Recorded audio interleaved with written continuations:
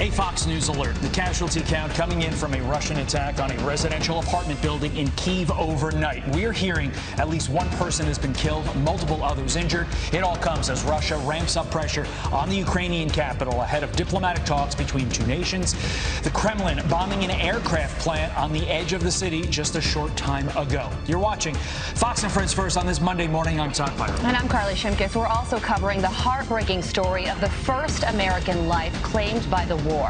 Award-winning filmmaker and journalist Brett Renaud killed while on assignment in Kyiv. A photographer who was at the scene of the attack is here to tell us what really happened. Our reporters around the world following all the breaking developments this morning, but we begin with Jonathan Hunt, who has more incredible reporting live from the ground in Lviv. Jonathan. Todd and Carly, good morning to you. 10 a.m. here in Ukraine. In about 30 minutes, Russia and Ukrainian delegations are due to restart those peace talks. But in the meantime, Russian forces have been particularly busy this Monday morning, in particular from the air. An airstrike on Obolonsky, that is a suburb in the north of Kyiv, hit an apartment building. We are getting word of casualties there. Emergency services on the scene of fires breaking out at that apartment building, obviously trying to get out those who are wounded. There was also a strike in another suburb of Kyiv on an Antonov aircraft plant, and east of Kyiv in the town of Zhytomyr, a strike today. You can see the flames there. Again, we are waiting a word on the number of casualties. Ukrainian forces, meantime, have been fighting back, fighting for every inch of this country, inflicting as many casualties as they can upon the Russian forces. We got video over the weekend of another ambush of a column of Russian tanks. You can see the Ukrainian forces taking out some of those tanks and armored personnel characters. Now, as for the talks that will get underway in the next 30 minutes or so, the Deputy Secretary of State, talking to Bret Baier on Fox News Sunday, says there is hope that there may be progress. Listen here.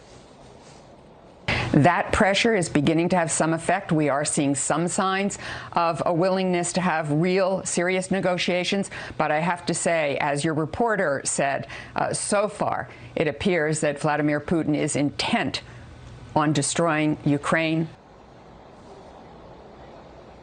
And that has certainly not changed in the last 24 hours. Putin certainly seems intent on destroying as much of Ukraine as he can before any peace deal, if one is struck, can be reached. Todd and Carly? Yeah, Jonathan, you know, Russia has said that they are now going to start targeting arms shipments into Ukraine. I always assumed that that would be happening, but now Russia is making it public. And then there's, of course, that attack on the military base near Lviv. So how does that change things? Because the Biden administration does still have $200 million worth of aid that they want to get into the country.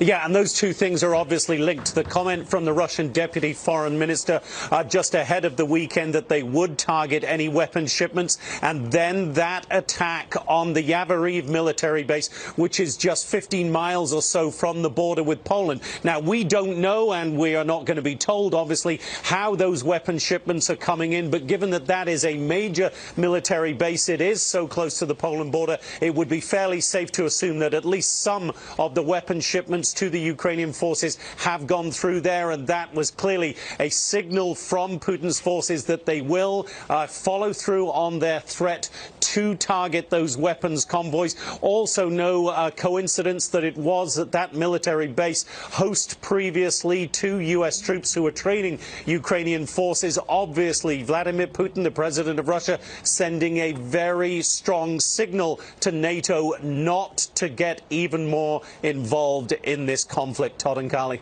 Jonathan, at the end of your report, you mentioned peace talks. There are peace talks expected today, but the bulk of your hit focused on civilians being targeted and a desire by Putin to absolutely destroy Ukraine. Is there any optimism among the people there that these peace talks will lead to anything?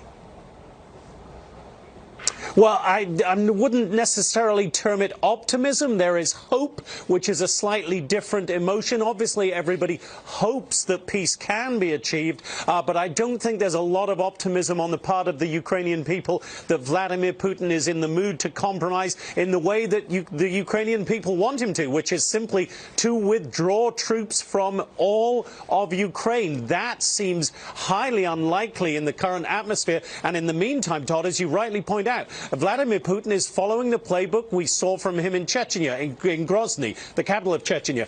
We saw from him in Aleppo, Syria, that to save the place that he is bombing, he needs to destroy it. In his view, he is saving Ukraine. That is clearly not the view of the rest of the world. He is simply destroying as much of this country as he possibly can. Todd and Carly? All right, Jonathan Hunt, live for us in Lviv. Once again, thank you so much. Vitaly Klitschko and his boxing star brother, Vladimir Klitschko, are staying in the capital to fight. Here's what they told us yesterday. We need the help. We need political pressure. We need the financial support. We need defensive weapons. We need any type of support in this very difficult situation, because we're fighting right now not just for our city, not just for our country. We're fighting right now for our principles, for our values. We're ready to fight. We need support of our partners. I see the people who never ever have an idea to take the uniform, military uniform. They very peaceful professions, doctors, actors, musicians, but they right now they change civilian uniform to military uniform. We are prepared for any type of fight. This is our home. Here are our children. We're fighting for freedom and our choice to be a free country and be associated with the Western world and the European Union. We are in the heart of Europe, and we're definitely going to defend, no matter what, defend our choice to be a free nation. Mayor, Ukrainian officials say the mayor of Melitopol was abducted by... All right. Meantime, a group of Ukrainian journalists coming together to do their part for their country by gathering equipment for the Ukrainian military and telling the world of what's happening on the front lines. Here with Mark Savchuk, Kyiv-based coordinator of the Ukraine Volunteer Journalist Initiative. Good morning to you, sir. It's so good to have you on. Tell us about your mission and what you're doing to help your country. Hello.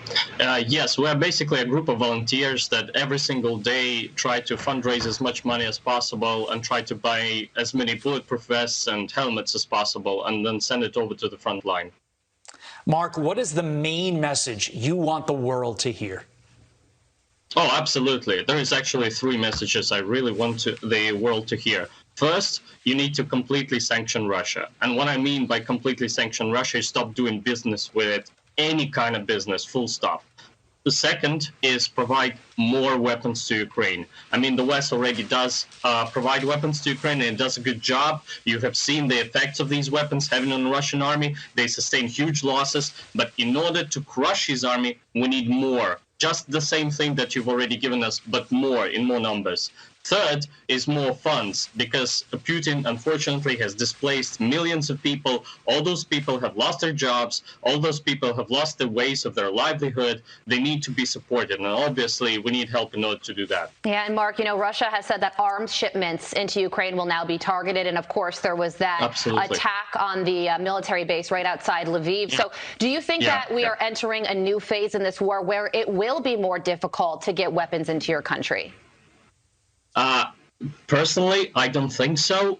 What the attack on Yavoriv meant was just a big middle finger to the West. Is like, look, guys, you keep helping Ukraine. I feel this. Unfortunately, I can't invade Ukraine as quickly as I would want to. Therefore, I will try to bomb the place that represents the International Legion, which is the Yavoriv polygon over there. So he has sent 30 cruise missiles, which is insane. Like, this is insane amount of rockets per one object in order to hit. And we have managed to down 21 rocket, and only 9 fell. Unfortunately, we had a couple of dozen casualties, but this was just a symbolic gesture to that he is very frustrated with the West helping Ukraine. Unfortunately, fortunately, that also means that the Western help works, because he's afraid, because he can't invade Kiev. I mean, his initial plan was to invade Kiev in 3 days. Well, hello, it's day 19, and they're not even here yet. So the Western help works. He sees this. He's extremely frustrated. That's exactly why he bombed it. Obviously, you rightly said, he now understands it. He now understands that the Western help is very efficient. Therefore, he will try to bomb logistical roads and stuff in order to prevent and stop this help. But it doesn't mean that the US should stop doing this, or Europe should stop doing this. That actually means that you are succeeding. Together, we are succeeding in stopping his army. Mark Savchuk, amazing perspective. We thank you so much for being here with us this morning. Appreciate it.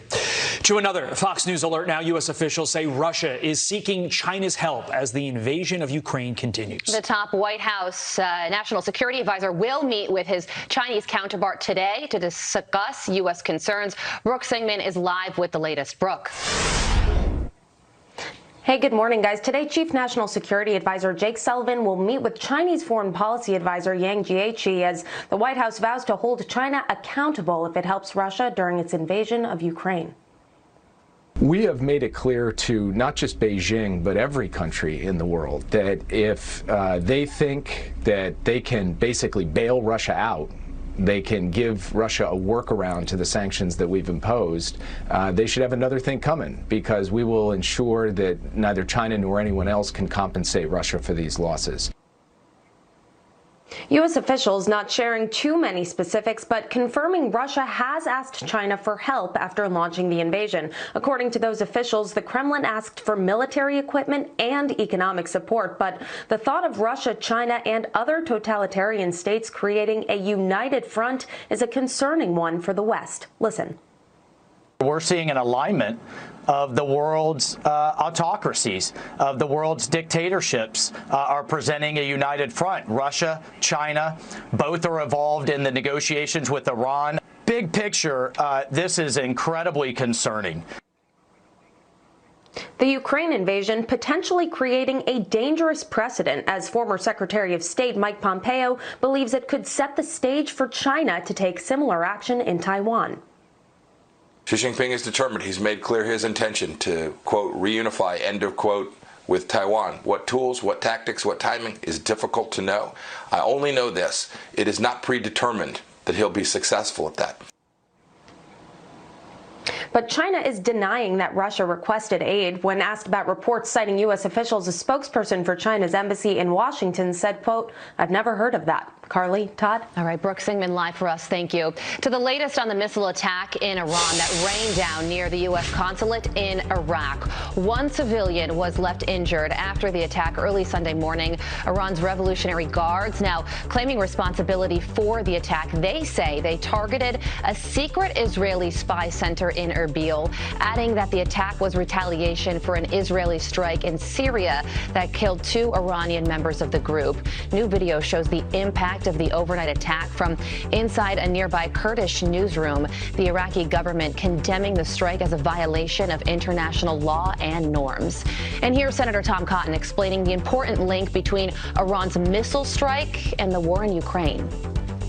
The failed Iran nuclear deal is closely related to Russia's war on Ukraine. As you said, for the last year, Joe Biden has been essentially relying on Vladimir Putin to be his lawyer at these negotiations, trying to deliver through Vladimir Putin a new nuclear agreement with Iran, which would be much worse than even the terrible deal Barack Obama got in 2015. It would allow Iran to be a threshold nuclear state while giving them hundreds of billions of dollars to continue their reign of terror throughout the Middle East. Perhaps Joe Biden should stop negotiating with the world's worst state sponsor of terrorism and start holding it accountable.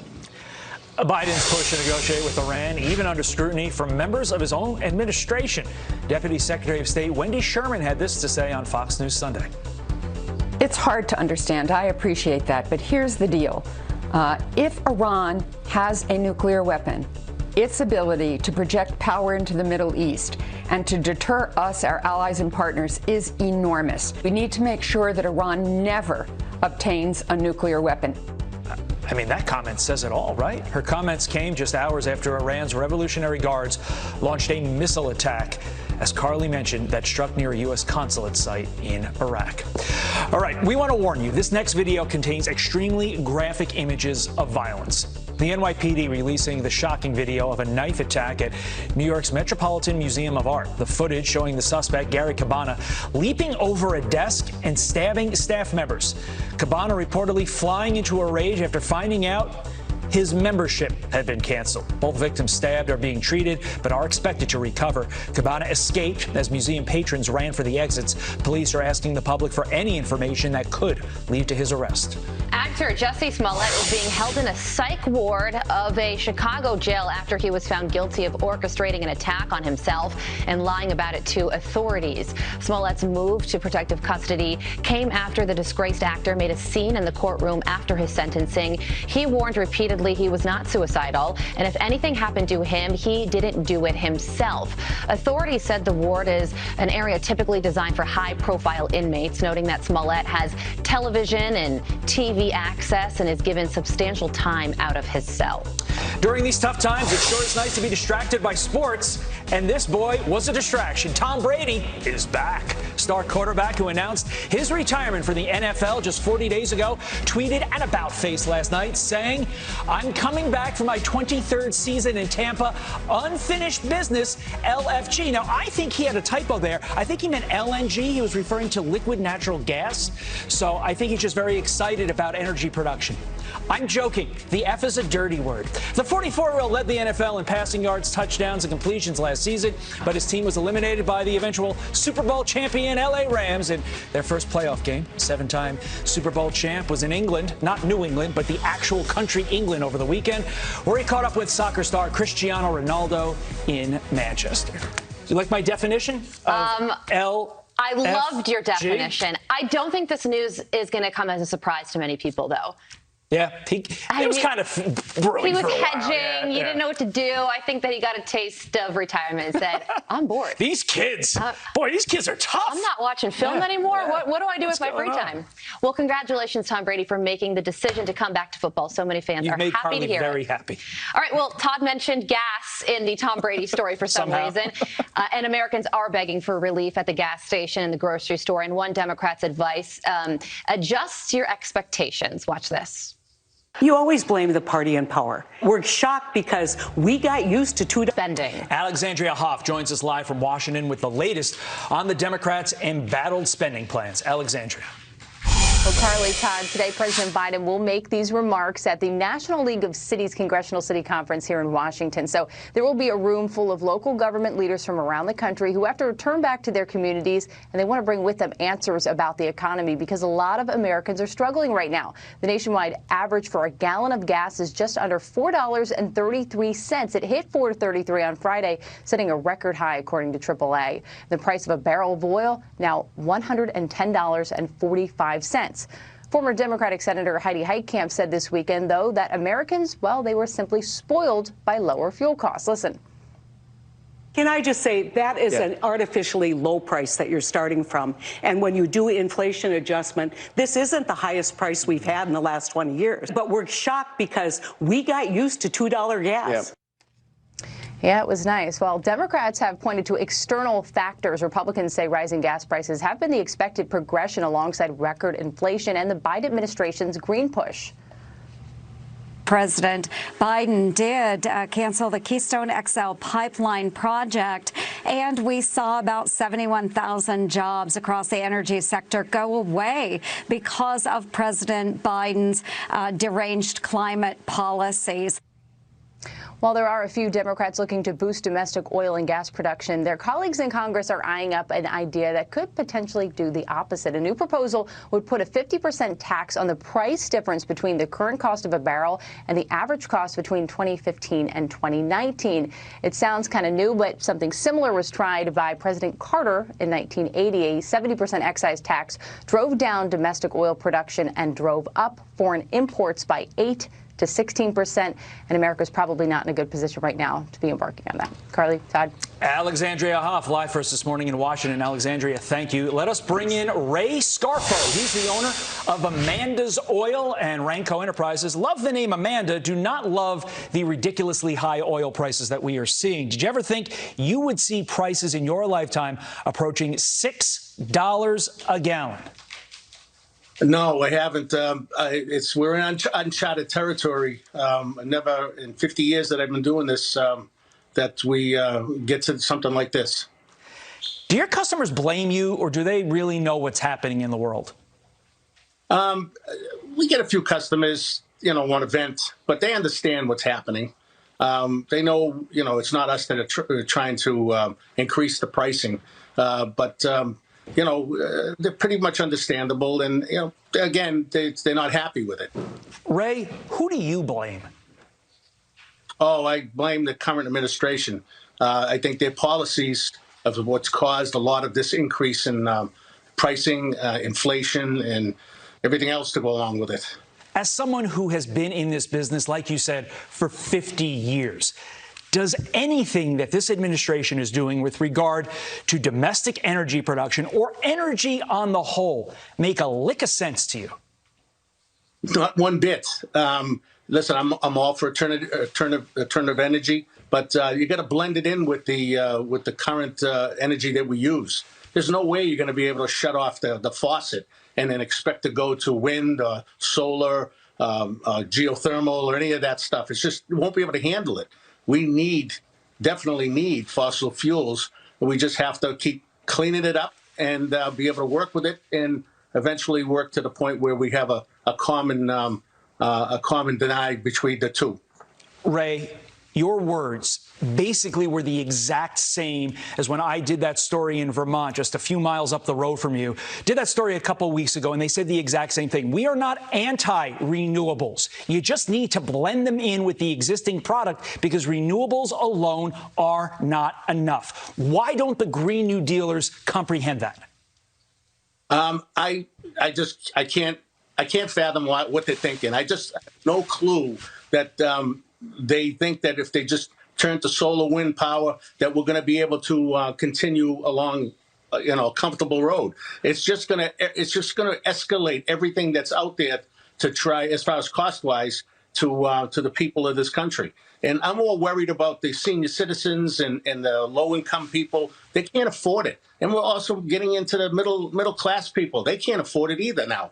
But the seniors and the low-income people, they're really getting hit hard. The only good part of this whole thing is we're coming to the end of the season. Right. If this all started in November or as early as September, October, a lot of people would be in deep trouble right now. That's a great point. We cannot get those higher temperatures come the end of this month, the beginning of April soon enough. And to your point, there are elderly people, lower income people that could die if they make the choice to keep off their heat in order to eat. And think about that. We're the United States of America. That shouldn't happen here. Ray Scarfo, we appreciate you coming on the program. Thank you much for your insight. Carly. Thanks for having me. All right, turning back to our breaking news this morning, Russian blasts nearly level a 9-story apartment building in the Ukrainian capital overnight, following a weekend attack right on NATO's border. How much farther could Putin take this with China's help? Gordon Chang is next, and we're also talking to a photographer who was at the scene of the killing of American journalist Brent Renaud, the first American to lose his life in the war. The shocking account of what... In Lviv, Jonathan. Todd and Carly, good morning to you. Talks between the Russian and Ukrainian sides due to get underway right now via video conference, as we understand it this morning. But ahead of those talks, Russian forces have been busy carrying out strikes across this country. In two suburbs of Kyiv, for instance, Obolonsky, they hit an apartment building. At least, as you said, one person killed in that strike. They also struck an aircraft plant in another suburb of Kyiv. And east of Kyiv, in the town of Zhytomyr, they hit a transportation hub. We are still waiting word on the numbers of casualties there.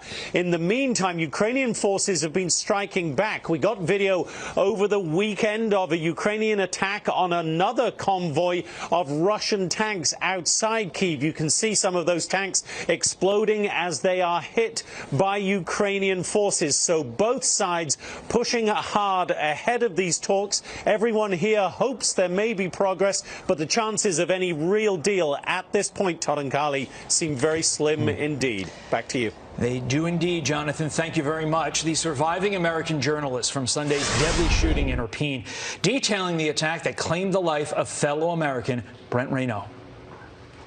We crossed a checkpoint and they start shooting at us. So the driver turned around and they kept shooting. It's two of us. My friend is Brent Reno, and he's been shot and left behind. I saw him being shot in the neck, and we got split. Paul Ronsheimer is a Bild journalist who was at the scene of the attack. He joins us from the city center in downtown Kyiv. Paul, good morning to you. Describe what you saw.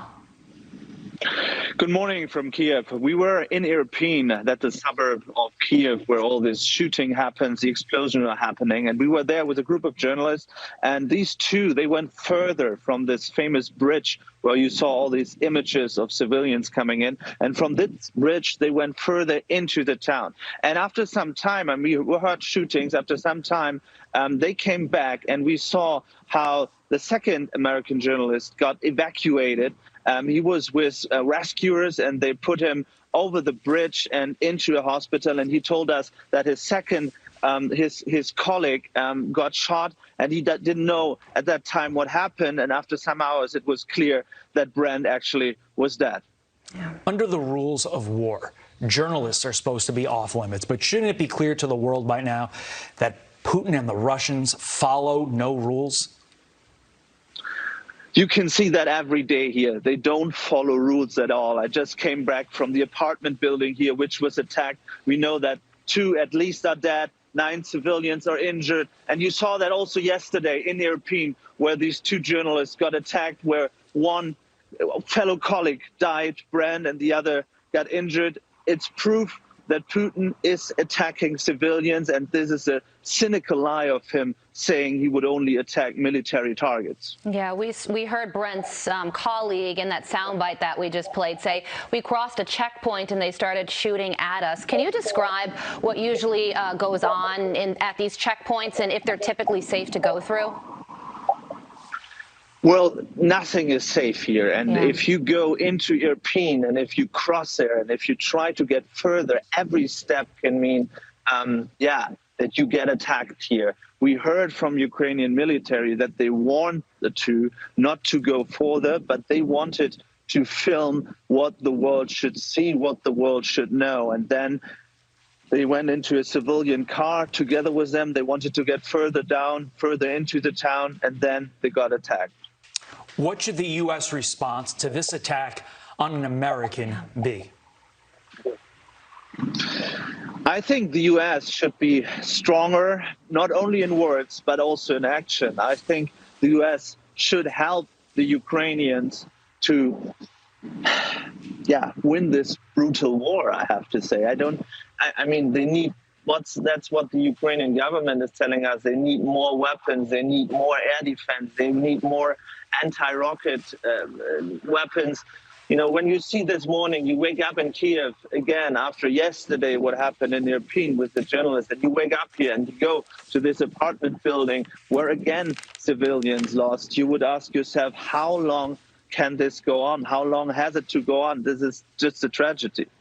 Paul Ronsheimer, thank you so much for joining us. Please stay safe. Thank you for sharing what you saw during this tragedy where an American unfortunately lost his life. He will be missed. Paul, thank you.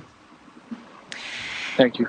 CNN host Fareed Zakaria offering a grim outlook for America's place on the world stage after two Gulf nations snubbed a phone call from President Biden. Listen to this.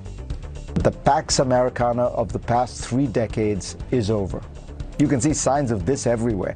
Consider that, according to the Wall Street Journal, the leaders of the UAE and Saudi Arabia, two countries that have depended on Washington for their security for decades, refused to even take phone calls from the American president.